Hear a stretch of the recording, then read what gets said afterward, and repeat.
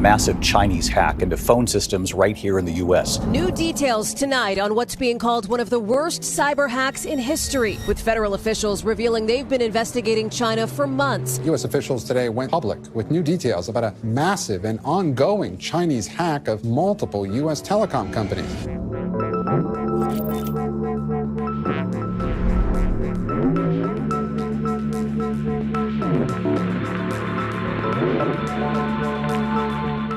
Tommy G was hacked by Ryan Montgomery. What the? What? I'll do it again, watch. What's the email you use to sign up for the most things? Whoa! Yeah, we're not showing that one. Yeah. You could buy an organ online? I mean, essentially, yeah. I got this text message from my friend's wife. It was a website that was on the clear web, and it was talking about people that were, really interested in children in a horrible way. So I started to take things into my own hands. Hackers are these sort of cyber gangsters out there armed not with a Glock, but with a computer. And with just a keyboard, they have the power to do things like take your social security number, crash the websites of major companies, leak state secrets, and spy on you. When hackers engage in cyber warfare, that is, when one nation's hackers attack an enemy government, the damage can be catastrophic. For example, in 2023, it was revealed in a secret White House meeting that Chinese hackers had gained the ability to shut down dozens of US ports, power grids, and other infrastructure targets. With that type of power, hackers might be the single greatest threat to our national security. Today, we sit down with America's top hacker, Ryan Montgomery, a man you may have seen on podcasts like The Sean Ryan Show or Valuetainment. He's ranked #1 on hacker leaderboard TryHackMe, and he uses his skills to ethically hack and help bust international sex trafficking rings. Today, he shows us his powers in action. Let's get right into it.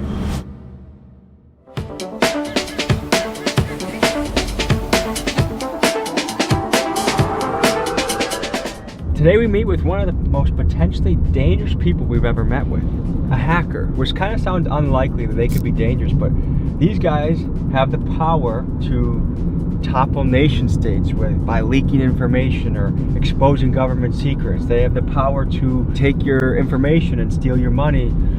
If they want to be diabolical, a hacker is a very powerful person. So anyways, we're pulling up. I have some bad news for you. Yeah? I already got into your mainframe and I have everything. Take it all. How are you? Pretty good. What is a hacker?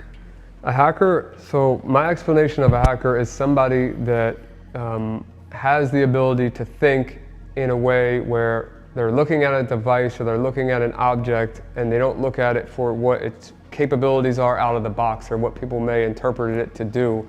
They're going to try to modify it to do something that it wasn't originally designed to do. I think it's more of a mentality. I think that you are like a YouTube hacker. In my brain, I think that if you found a way that a thumbnail works in a specific case, or a title works, or maybe you switch the title every 3 days and that ramps up your views, that's hacking. You're using a system that's not designed to work that way, and you're abusing the system for your benefit.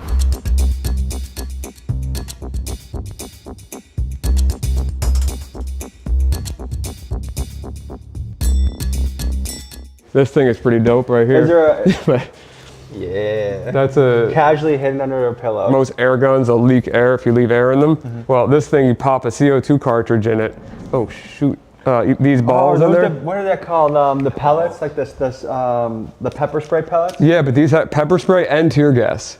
I'm not like a defense type of guy, but I definitely like to have some stuff ready.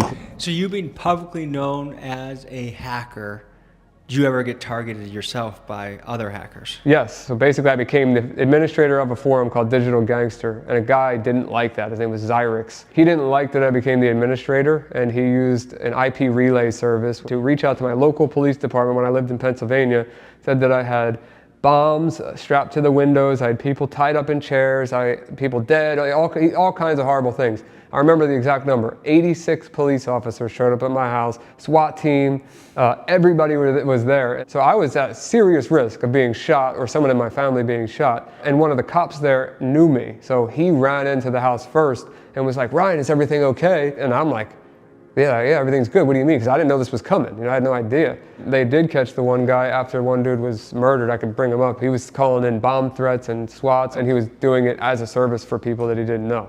But you want to see his face? Yeah, serial swatter Tyler Barris sentenced to 20 years for death of Kansas man shot by police. That's a SWAT face if I've ever seen one.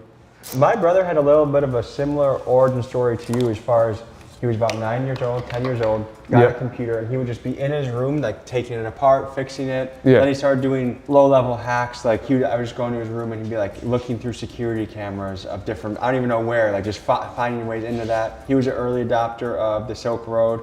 Oh, really? For those of you that don't know, you'd be amazed at what people are selling on the online black markets. Organs, drugs, weapons, and more. One of the early and most famous online black markets was called the Silk Road. It started in 2011 by a man named Ross Ulbricht, and he created the site on the premise of individual freedom and voluntary exchange. About 70% of what was sold on the site were drugs like mushrooms, DMT, and marijuana, but the Silk Road also offered things like fake IDs and forged artwork. I myself partook in the herbs shipped to my house that a family member purchased on the site using Bitcoin. Eventually, Ross was caught by the FBI and handed a controversial sentence of double life plus 40 years, a sentence typically reserved for a serial killer or a mafia boss. Additionally, the Fed seized over $1 billion of Bitcoin. Libertarians and other advocates of individual freedom hope Trump will pardon Ross during his second term. But as it stands now, he has spent nearly 10 years in the United States Penitentiary in Tucson, Arizona. He told me about Bitcoin when it was like $12 a coin. Okay, all right, so 2013, 14. Yes, Yep. I wish I had followed his advice. Yeah, I've been in there as long as that, about 2012, maybe 2011, but 2012. Oh, and speak of the devil. Yeah, I have one tattooed on me. I mean, Do you think it actually is the currency of the future from a hacker's perspective? I genuinely believe it's a currency of the future for many reasons. I mean,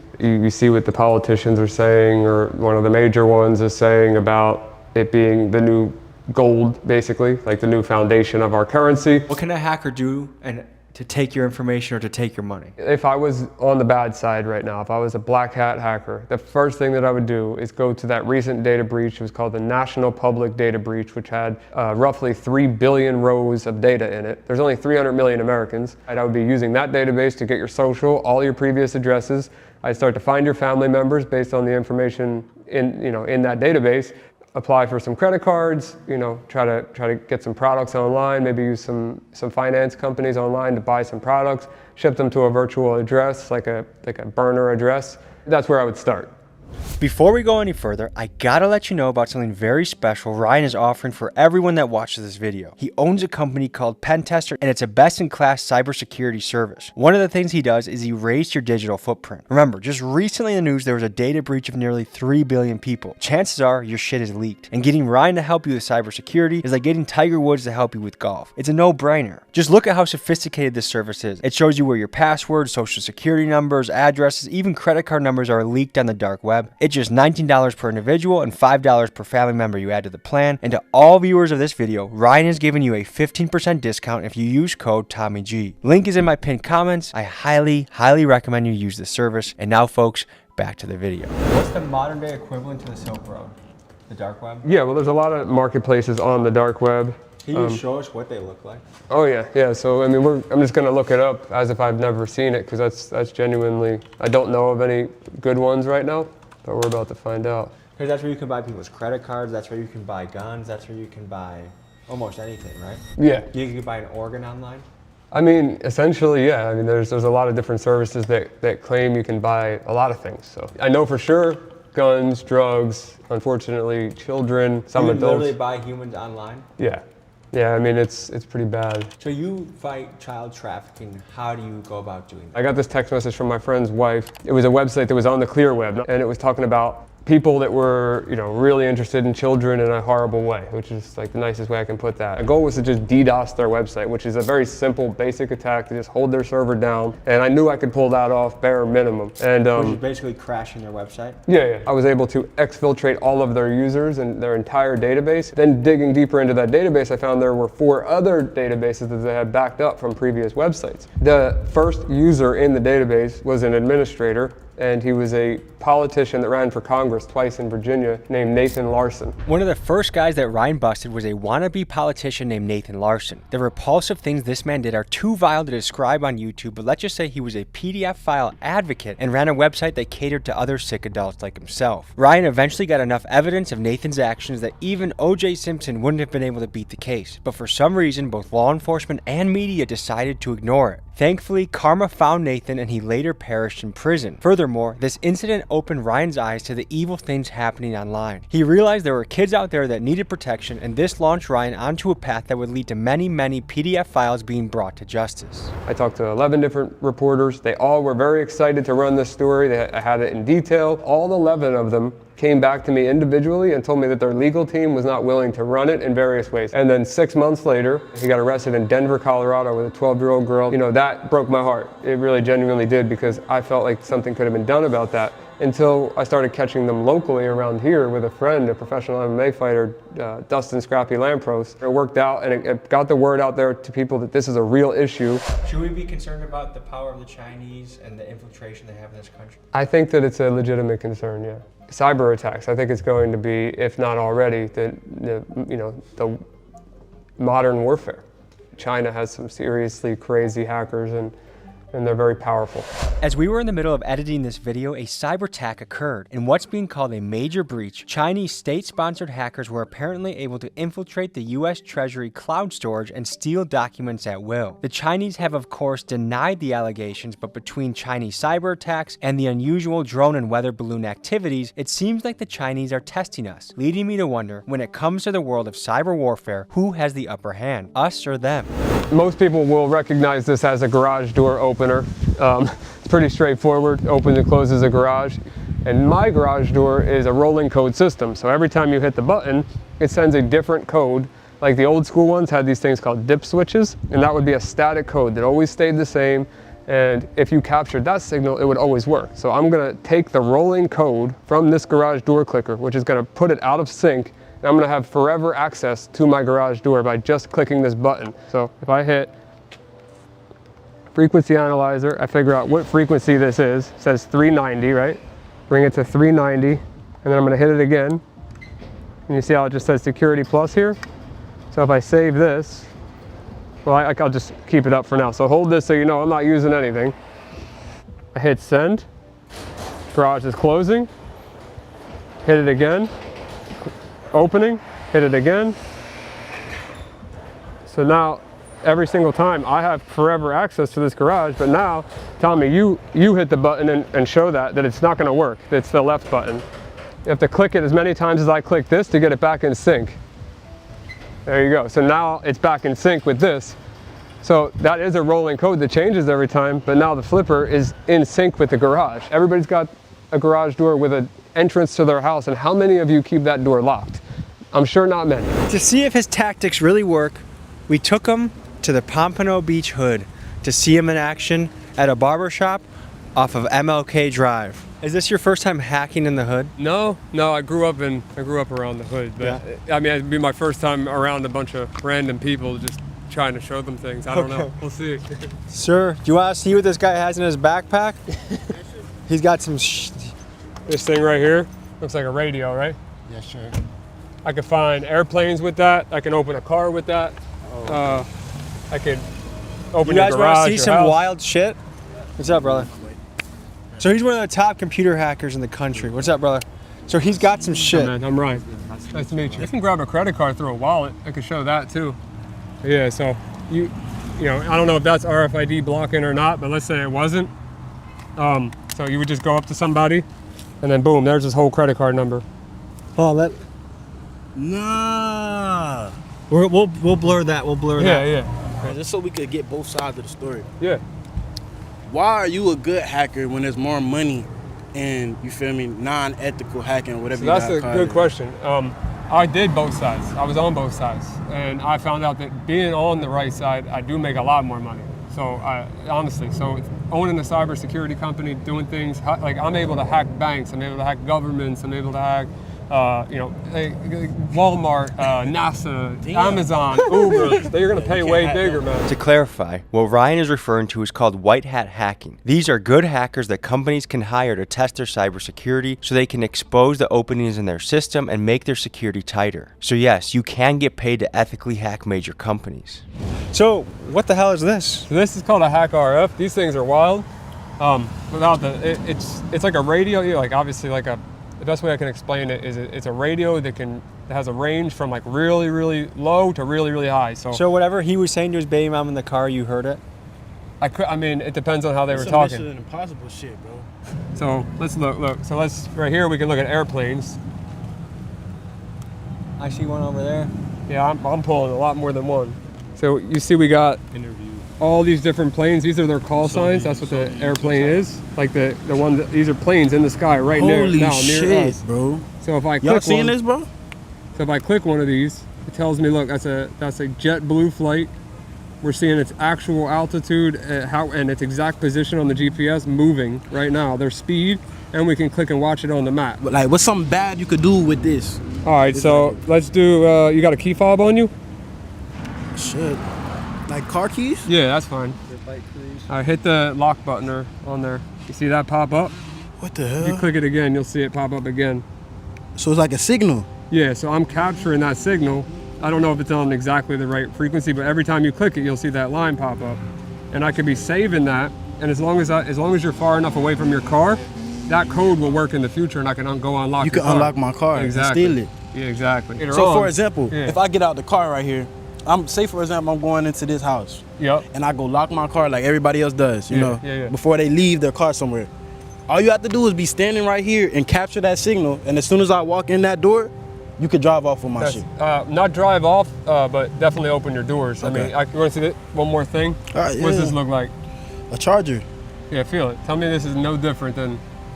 This is a I put this orange thing on there just so I know. That's how good it is. This looks like my speaker charger that I use in the bathroom. Yeah, but I'll tell you that is very dangerous. What you have in your hand What right is there. it? What can that do? What is So it? our government, the NSA, had a version of that. It was $20,000 for one cable. 20,000? Yep. And I have a friend that started making these cables, and they have computers in them. There's an entire computer in there. And when I plug it in, if you want to use your phone, I'll do it. But I can do my own phone. I can make it type at 800 characters per second. Let's do it for the content. All right. You have to look into my baby's eyes and promise not to take his social security number. I won't take it. So now, if I go to Wi-Fi here, OMG now comes up. So now it's your phone's powering that cord. So this right here is the actual network that's coming from. From the cable. And then now I'm waiting for it to assign an IP address, which you'll see that happen. It'll be .1.4 when it does. Just give it a second. I'm just gonna hit this button. Oh, you got, and then it's gonna. Tommy G was hacked by Ryan Montgomery. What the? I'll do it again, watch. See how fast that types? And he's doing this from, you doing this from Yeah, I your can do phone. it, watch. I can do it from over here. Clear it out, make sure it's clear. Tell me when you're ready. You ready? Yeah, nah. All the way over there. Next, I have my friend, Florida rapper Jay Dirty, pull up, and he takes us into his favorite barbershop to up the ante and see what Ryan is capable of in a live situation.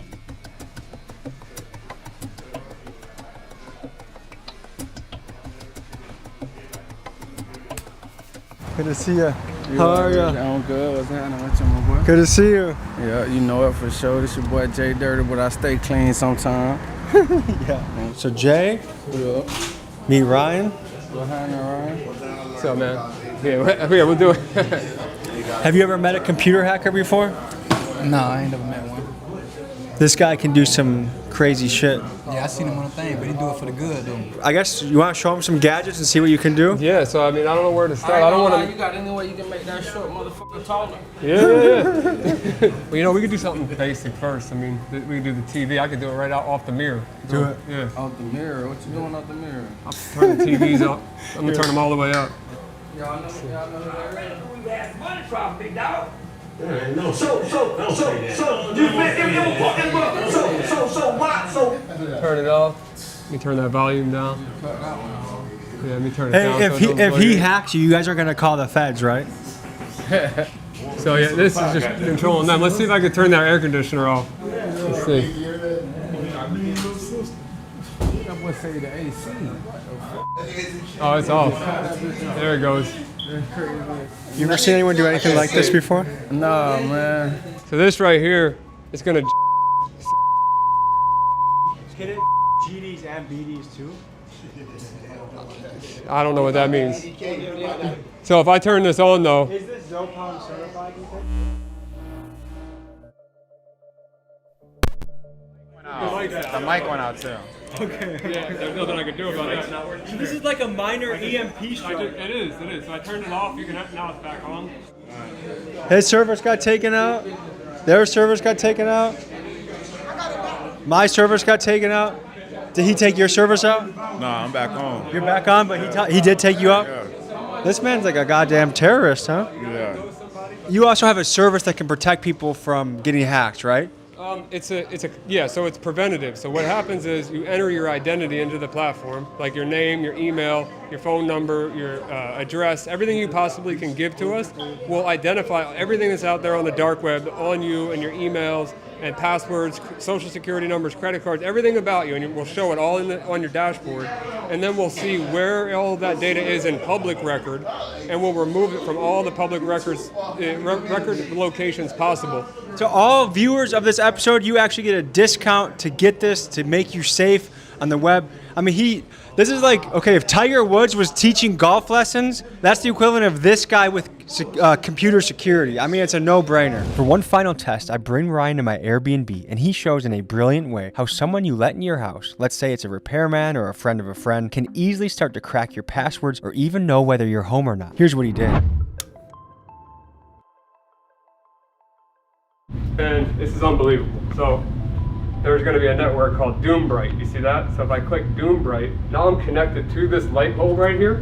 What this thing did is, as soon as I screwed this in here and plugged it into power, which this could be in the bathroom, this could be in a bedroom, no one's going to detect this light bulb. It's not only connected to Wi-Fi, it's capturing all of the traffic, even though it doesn't have the password. From this light bulb, I can determine, let's say I know that this one right here is an iPhone. If that disappears, I know you're not home anymore, so then I can come in the house.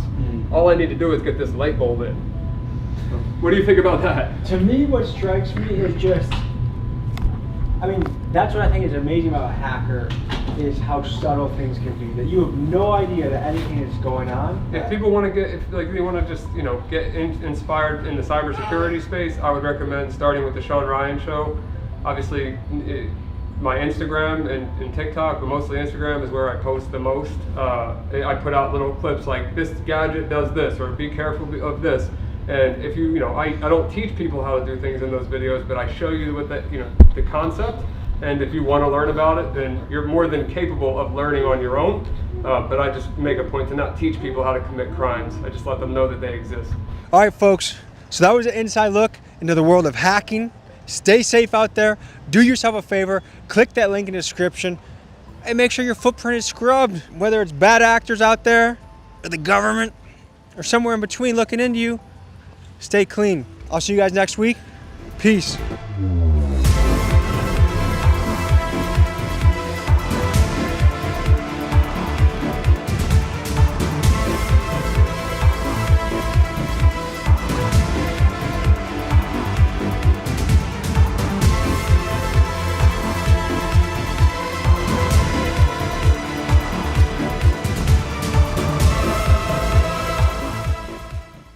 Folks, hope you enjoyed this episode.